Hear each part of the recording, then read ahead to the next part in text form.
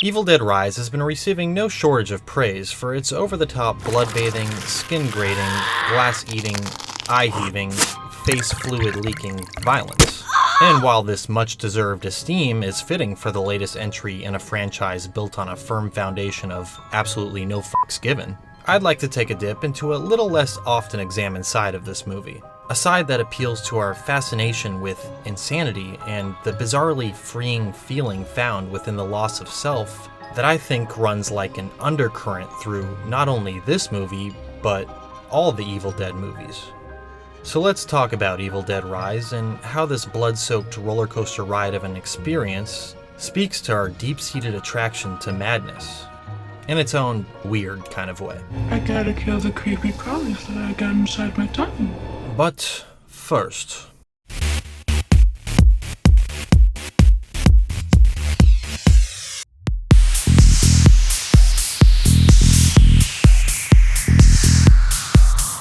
the movie opens on a cabin in the woods as a sleepy lady named Jessica gives her favorite cousin Teresa a super cute new hairdo, just before brushing her rotting whites with her boyfriend's drone, which causes her boyfriend to lose his head over the whole situation, and Jessica to get all full of herself and try to one-up Jesus Christ. But that's not important at all, because now it's time to meet Beth, a traveling guitar technician from the distant past of one day prior who's sick and tired of being asked work questions when she's finding out she's pregnant. So she escapes to LA on a cold and rainy night to make her sister Ellie tell her what to do with her life. But Ellie has her own positive pregnancy test problems, 3 of them to be exact, including her aggravated activist daughter Bridget, her beat-dropping son Danny, and her doll-decapitating daughter Cassie. With an apartment that's soon to be knocked down and a father that refuses to stick around, Ellie finds it hard to care about whatever Beth's got stuck up her uterus. But just when Beth finally does get the chance to divulge the contents of her insides to her sister, an earthquake on the 6.7 magnitude of convenience interrupts their sad sister story time,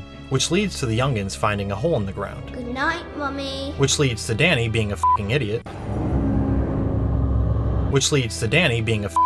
I don't like this, Dan. You need to put it back right now. Which leads to Danny being a f***ing idiot.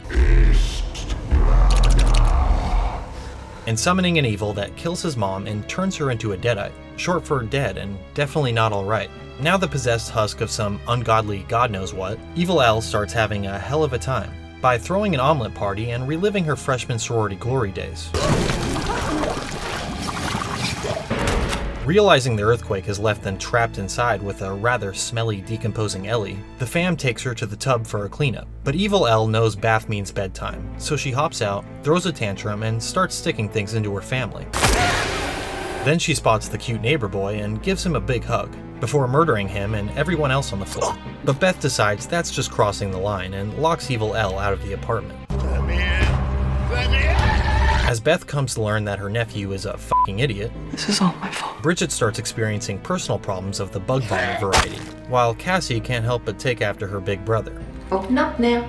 2 seconds later. Come here, I'm gonna eat you! But newly appointed Mama Beth saves Cassie because she looks after all her cubs, except Bridget, who died 5 minutes ago. But now it's time to meet Bad Bridget, a super weird, glass-chewing, real jerk who terrorizes her family before eventually being thwarted by every deadite's kryptonite, a broomstick. Deciding no more kids die on her watch tonight, Beth goes to have a listen for any advice she could find on how to permanently stop the evil. Nothing can stop this demonic force. While Danny gets murdered in the next room by Bad Bridget, who just woke up from her midnight nap. But Danny still manages to give Bad Bridget a good burn. After a sad goodbye to a not-so-bright guy, Evil L returns to the moving picture to give Beth belly scratches. So Beth returns the favor with a nose scratch, before grabbing Cassie and hiding in the broken elevator while every body and their mother has something to say about it. As things get all shining in red for Beth and Cassie,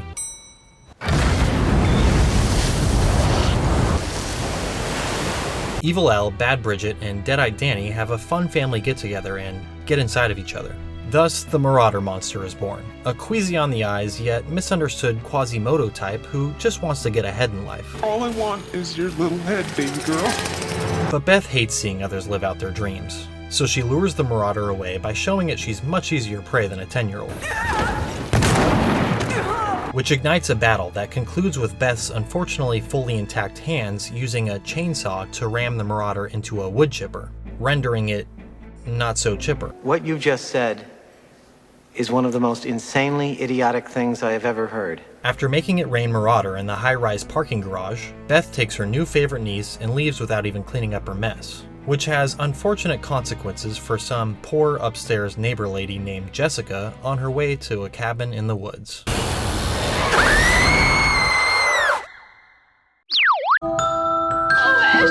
Help me, please. Beth, you have to help me, Beth. You have to. For anyone uninitiated into the Looney Tunes latent insanity of the Evil Dead franchise, its beautiful uncomplexity is anything but hard to grasp, and all roads lead back to the original. The first of Sam Raimi's classic Evil Dead trilogy, titled, you guessed it, The Evil Dead, arrived on the horror scene in 1981 with a confident no thanks to theme, character, and all things thought-provoking, and a salivating yes please to blood-gushing mayhem and madness.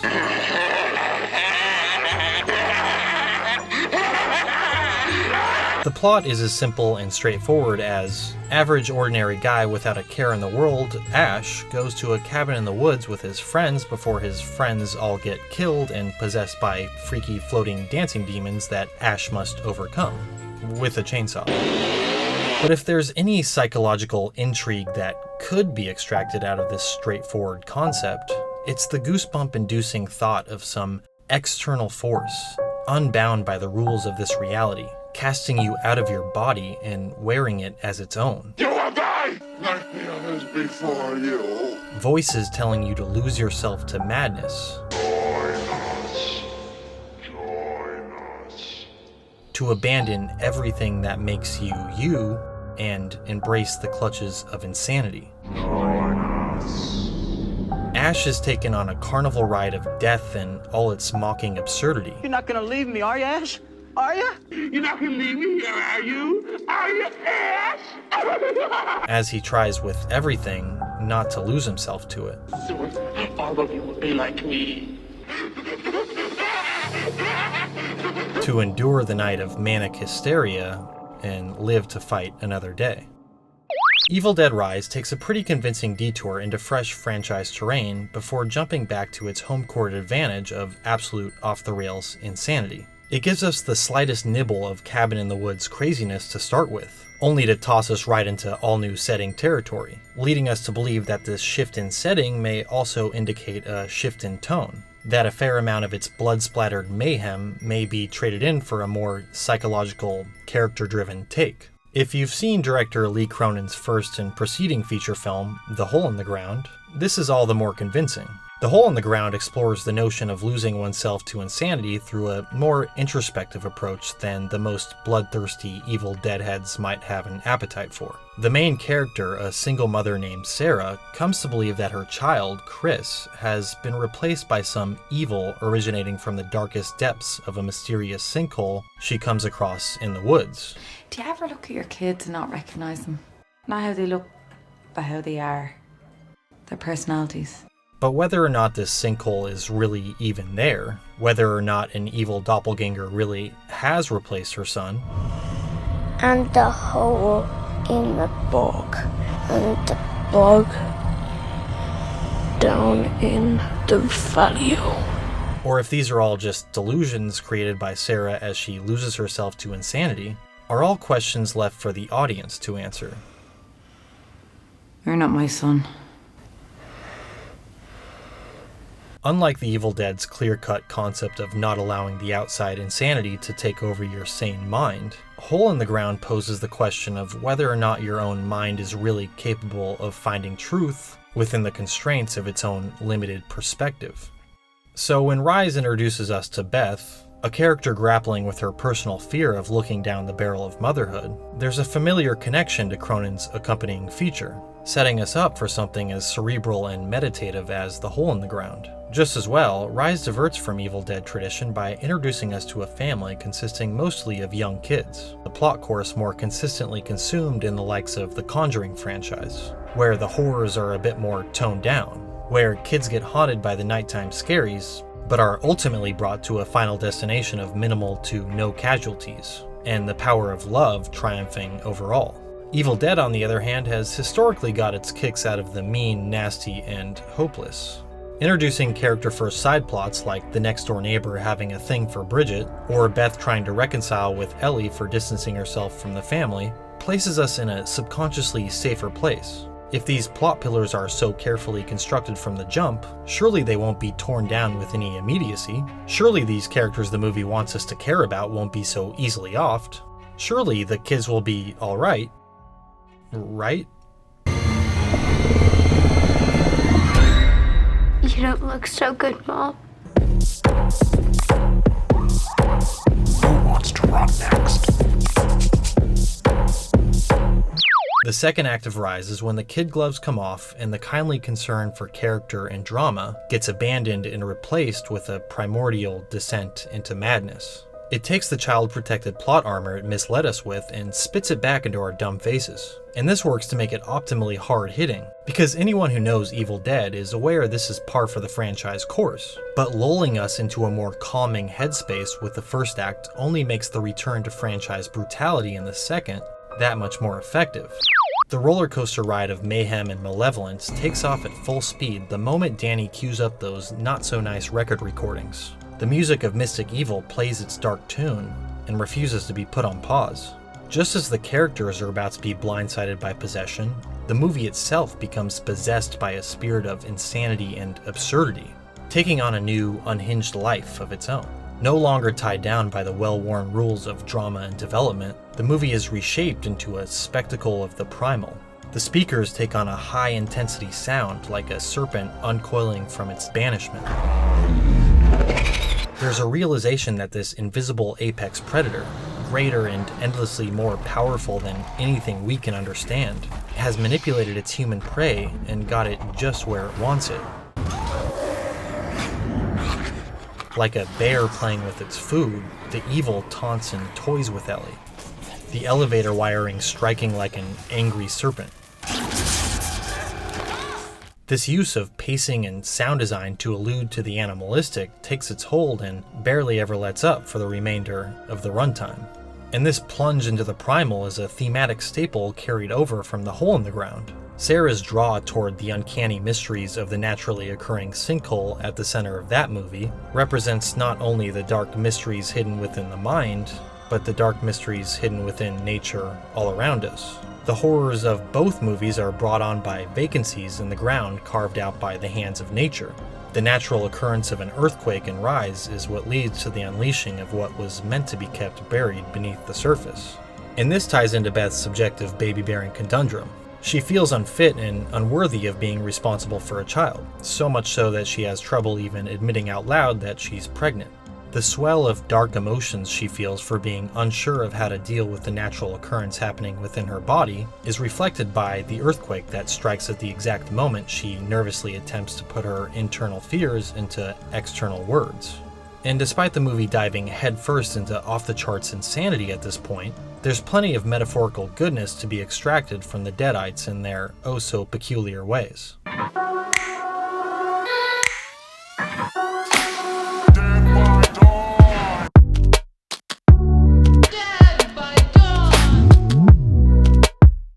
Rise isn't the first of the Evil Dead movies to use the deadites in a strongly metaphorical manner. That honor goes to Fede Álvarez's Evil Dead, also known as the 2013 one.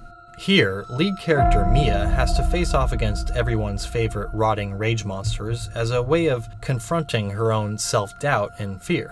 She takes to the cabin in the woods with her brother and friends in order to kick her heroin addiction. I promise not to touch this shit ever again. Once the evil book does its evil thing and unleashes the evil stuff, the deadites become symbolic to her internal demons, taunting and telling her that she'll always be an addict, that she's not strong enough to overcome the daunting hurdle of sobriety that lies ahead of her. You're gonna die here, you pathetic junkie! Mia's night of manic terror is akin to a junkie fighting against the maddening, vomit-spewing insanity that can be the detox process. That was the shit. Rise takes this concept of the deadites being metaphorical to the main character's personal demons and form-fits it to Beth's story. Just as Beth fears the thought of an unplanned child growing inside of her and dramatically altering her life, her subjective nightmare is manifested in having to witness her family being invaded by an evil taking them over from the inside, altering them in a way that wouldn't exactly be considered fun-loving. Nothing a big old hug and kiss from you won't fix. It's implied that for some reason linked to her and Ellie's mother, Beth has a fear of family, and taking up a career as a traveling technician allowed her to distance herself from the only family she has left. Beth watching Ellie giving a loving group hug to her kids as she looks on in fear that she may be incapable of being as good a mother as her sister is later contorted into a stomach-churning horror when that same group hug is gruesomely reenacted by their deadite doppelgangers. But beyond the sickening side of family coming together to become something uglier than their individual selves, one of the most engrossing traits of these rotting nutjobs is just how deliciously entertaining they are. Unlike your typical bargain bin reanimated corpses, the deadites have personality, and personality goes a long way. Zombies want to eat your flesh because they're hungry. Deadites want to wear your flesh because it's funny. There's a difference. They're in it for the love of the f***ed up game.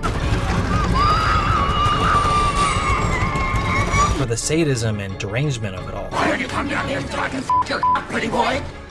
Which makes it all the more interesting that these crazy corpses provide so much crowd-pleasing entertainment. Because when you think about it, evil jester demons consuming your soul and puppeteering your rotting remains, using you to terrorize and kill your friends and family, turning all that you are into a sick joke, is pretty downright unsettling.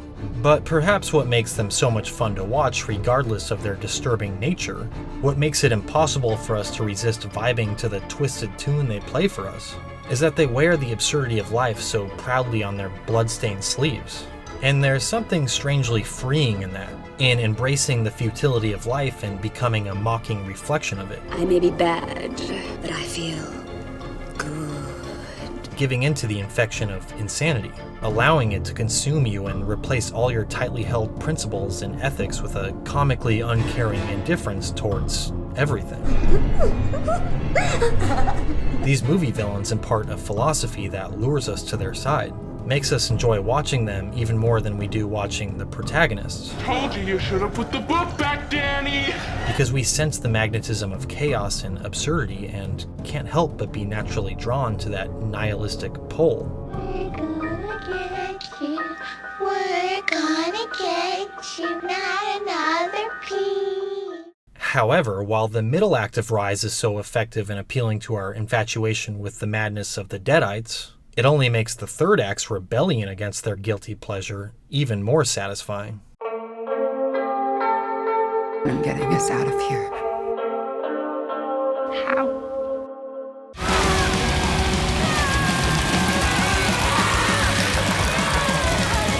Beth spends most of the movie trying to keep her bearings amongst the insanity. She enters into this arena hoping her sister will validate her and assure her she's capable of being a good mother. I don't know what to do, Al. You're the one who always has the answers. Instead, she gets thrust into a psychotic game of survival, her sister replaced by a dark shadow that sees her as nothing more than an incapable failure. Beth suddenly forced to prove herself as an adequate protector of not just one, but 3 kids in serious need of some parental guidance. She has no choice but to stand up and prove herself against these demons as they mock and dig into her insecurities. Open the door like you open your legs, you stinking Rudy Like Ash and Mia before her, Beth is forced to step up to the plate and become a hero. And while she may not ooze charisma in the same way OG Deadite death dealer Ash did, I'll swallow your soul! Come get some. she still has that trademark underdog quality to her. A safer played Evil Dead movie would have Beth saving all the kids. Instead, the majority of them end up dead on her watch. She's a screw-up, which makes her baptism through blood feel all the more earned and relatable. Just before the climactic ending, Cassie asks Beth, Are you gonna be a mom? and she may as well be asking her if she's finally going to accept her situation and become who she's meant to be. Yes. And I'm getting us out of here. Beth finally acknowledges out loud the responsibility she's been running from and earns one last chance to prove herself as a capable mother by saving the last kid standing. And while this is all specifically about Beth learning to embrace her maternal instincts, in a more distilled sense, it's about overcoming her fear of initiative, of accepting her situation and embracing her destiny, of staring into the eye of doubt and insecurity as it attempts to frighten her with everything it has, and meeting it head on regardless. Come get some. And what's more beautifully human than that? At its heart, this is what Evil Dead is all about, finding the endurance to overcome your demons, resisting the temptation to give up and give in to the deadites and all their mind-losing indifference towards life, and finding the inner strength to fight back, battling the innate dark side by digging deep to find the innate good, the instinctual primal protector.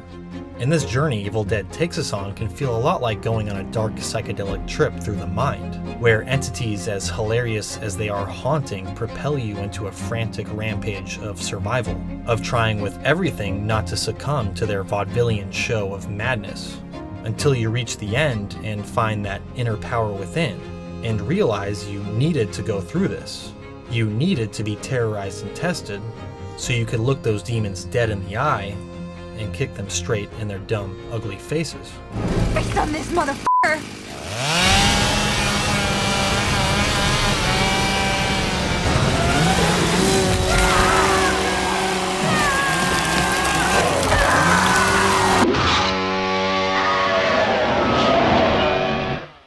Swallow your soul! Swallow this.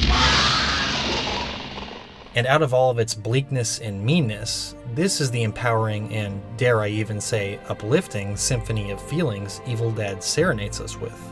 It doesn't leave us with further unresolved questions of the dark mysteries of the mind, or the unknowability of even our own subjective truths. It instead promotes finding a definitive truth and fortitude within yourself, and a hope that maybe, just maybe, that wave of personal potential can be rode just long enough for you to come out the other side of all that gloom and crazy doom a stronger and more self-reliant person than ever before.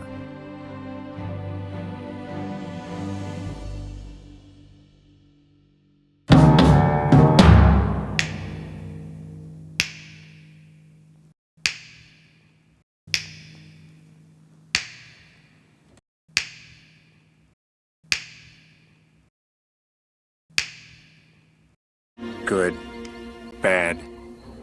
I'm the guy with the gun.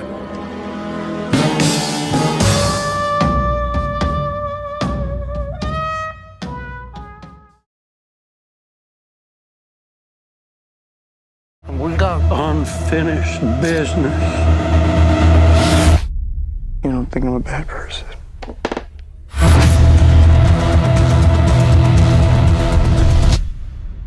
I think is that